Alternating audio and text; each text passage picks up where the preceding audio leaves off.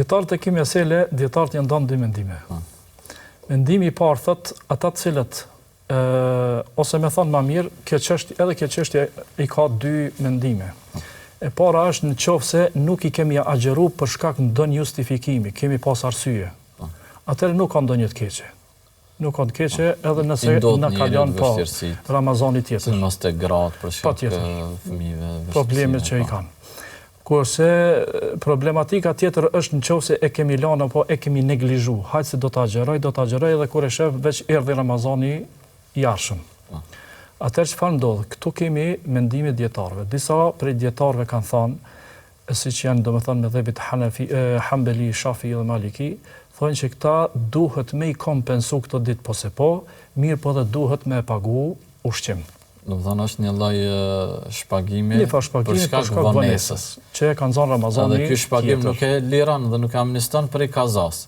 Ai duhet me kalu këtë Ramazan me agjeru pas Ramazanit. Me agjeru këto ditë që I ka mbet edhe me bë pagesë. Mirë, me bë pagesë për secilën ditë që ka vonu për shkak të Ramazan. Ato ditë që I ka mbet që s'ka mujt me agjeru për shkak justifikimet që I ka pas. Kurse mendimi tjetër që e kanë mëdhëbit Hanefi thonë që nuk ka nevojë me pagu, mirë po obligohet që ato ditë që I kanë mbet pa I agjeru me I vazhdu dhe me I agjeru.